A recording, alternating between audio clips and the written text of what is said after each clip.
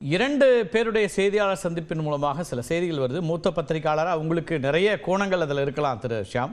அடிப்படையான கேள்வி, பாஜகவோடு கூட்டணி இல்லை என்று அழுத்தம் திருத்தமாக சொல்லி வந்த திரு எடப்பாடி பழனிசாமிகிட்ட ஒரு மாற்றம் இருக்கிறதா இந்த செய்தியாளர் சந்திப்பின் மூலமாக அப்படிங்கிற கேள்வியும், பாஜக தலைமையிலான ஆட்சி 2024 கூட்டணி ஆட்சி தான் என்று சொல்லி வந்த திரு அண்ணாமலையினுடைய கூற்றிலிருந்தும் மாறுபாடுகள் தெரிகின்றனவா? ரெண்டு பேரும் ஒரே விதமாக 6 மாதத்திற்கு பிறகு அல்லது ஒரே எதிரி திமுக அதை வீழ்த்துவதுதான் பொது நோக்கம் என்ற பொதுவான கருத்துக்களை அல்லது ரெண்டு பேரும் ஒரே விதமான கருத்துக்களை இன்னைக்கு முன்வைக்கிறாங்களா அப்படிங்கிற கேள்வியும் எழுந்திருக்கு. திரு ஷியாம், எப்படி பார்க்குறீங்க?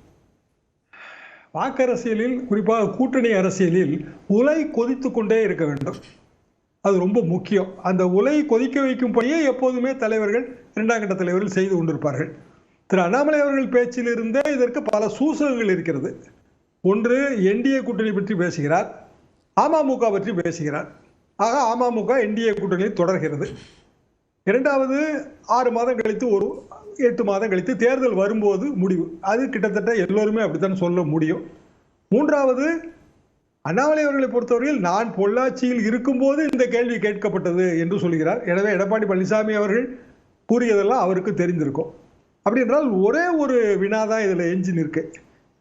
என்டிஏ கூட்டணிக்கு அதிமுக போவதாக இருந்தால் திரு ஓபிஎஸ் அவர்கள், திரு டிடிவி அவர்கள் என்டிஏ கூட்டணியிலேயே தொடர்ந்தால் அது அதிமுக பேக்டோர் என்ட்ரி தானே. அது எப்படி எடப்பாடி பழனிசாமி அவர்களுக்கு அது சரியானதாக இருக்க முடியும்?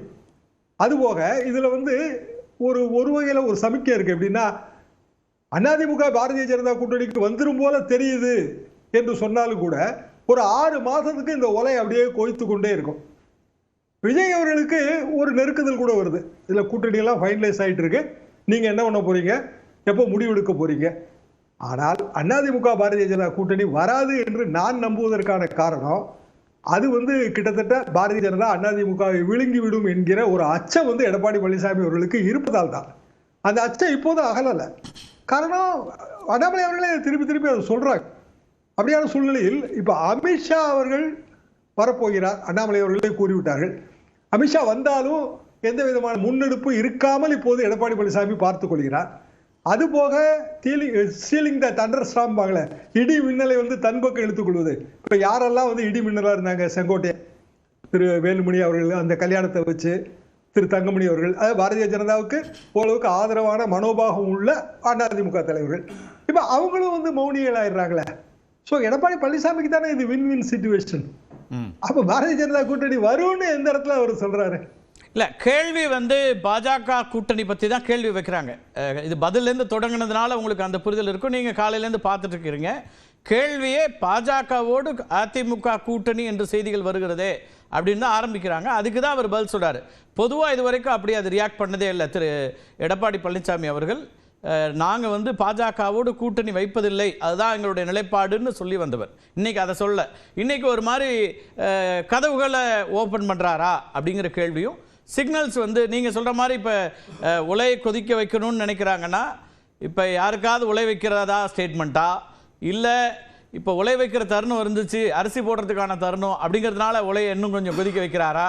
அதை எப்படி புரிஞ்சுக்கணும்?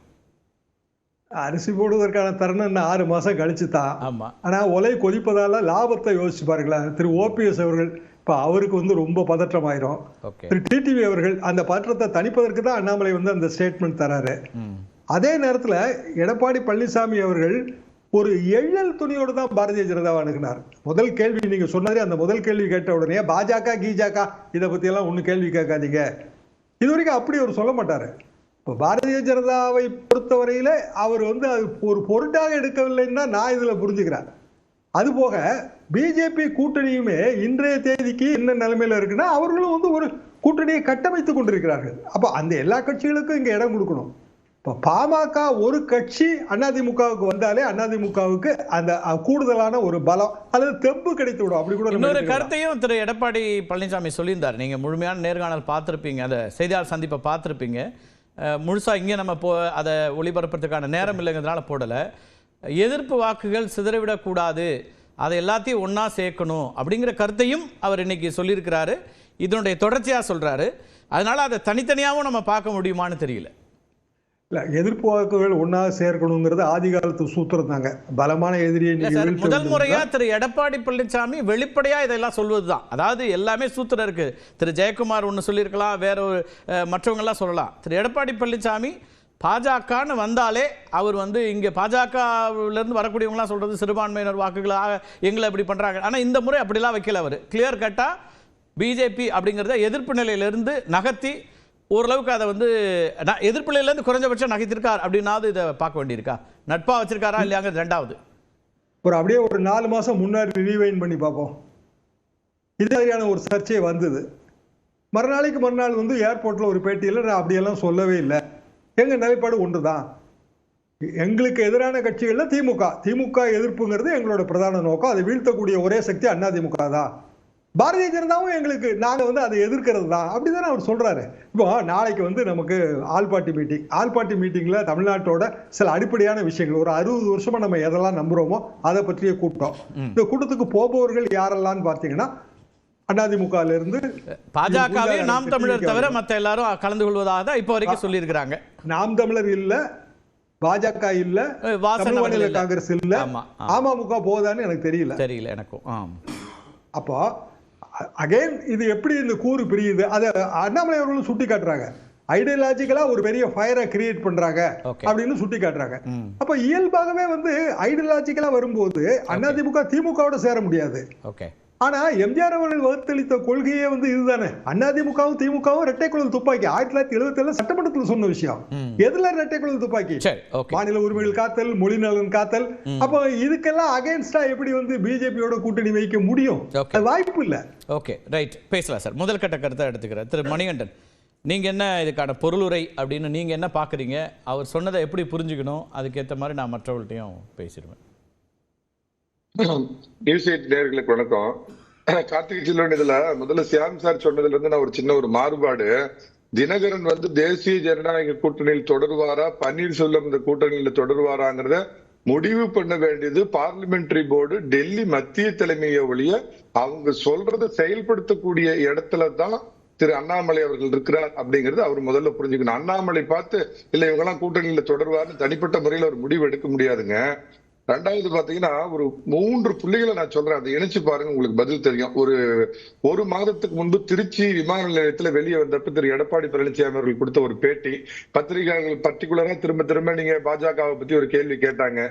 அதே மாதிரி இப்ப ஒரு வாரத்துக்கு முன்னாடி தொண்டர்களுக்கு அறிக்கை அப்படிங்கறதுல அவரு சொல்லியிருந்தாரு, ஆடுகளும் ஓடாய்களும் ஒன்றாக சேர்ந்து இருக்க முடியாது அப்படின்னது அவர் டெல்லி செங்கோட்டைக்கும் ஈரோடு செங்கோட்டையனுக்கும் சொன்ன செய்தி அப்படின்னு ஏற்கனவே உங்ககிட்ட குறிப்பிட்டு சொல்லியிருந்தேன். டெல்லி செங்கோட்டைக்கு அதுல என்ன ஒரு செய்தி சொன்னார்னா, மறைமுகமா இந்த அவங்களை சேர்த்துங்க இவங்களை சேர்த்துங்க, ஒன்றுபட்ட அதிமுக ரெண்டுபடாத திமுக, இந்த பேச்செல்லாம் என்கிட்ட வச்சுக்காதீங்க அப்படின்னு டெல்லி செங்கோட்டைக்கு சொன்ன செய்தி, சசிகலாவிற்காக சில முன்னெடுப்புகளை எடுத்த திரு செங்கோட்டையனுக்கு மறைமுகமா சொன்ன செய்தியா தான் அதை பாக்குறேன். இது 2வது நிகழ்ச்சி.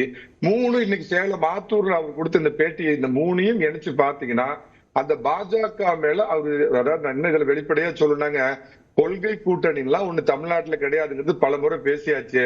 அவருக்கு வந்து அண்ணாமலை மீது சில தவிர்க்க முடியாத கடுமையான மன வருத்தங்கள் இருந்தது. பாஜக வந்து தன்னுடைய ஒற்றை தலைமைக்கு எதிராக சில வேலைகளை பண்ணுது அப்படிங்கிறதுனாலதான் இந்த கூட்டணி முறிந்தது. கொள்கை எல்லாம் ஒண்ணுமே கிடையாது. கொள்கைனா 67 ராஜாஜி எப்படி திமுக ஓட்டு கேட்டிருப்பாரு, ஈவேரா எப்படி போய் காமராஜருக்கு ஓட்டு கேட்டிருப்பாரு, அது அல்ல விஷயம். இப்ப அண்ணாமலையை அடக்கி வைக்கப்பட்டுள்ளார். இதே நான் ஒரு விஷயம் சொல்றேங்க, லண்டன் போறப்ப என்னெல்லாம் பேசினார் அண்ணாமலை கிட்ட வந்து, இப்ப உன்னை நம்பி நாங்க நிறைய இன்வெஸ்ட் பண்ணிட்டு உங்ககிட்ட நிறைய ஈல்டு எதிர்பார்த்த பாராளுமன்ற தேர்தல்ல இது கடைசியில பார்த்தா நமக்கு ஒரு பெரிய இழப்பா போயிடுச்சு. அதனால நான்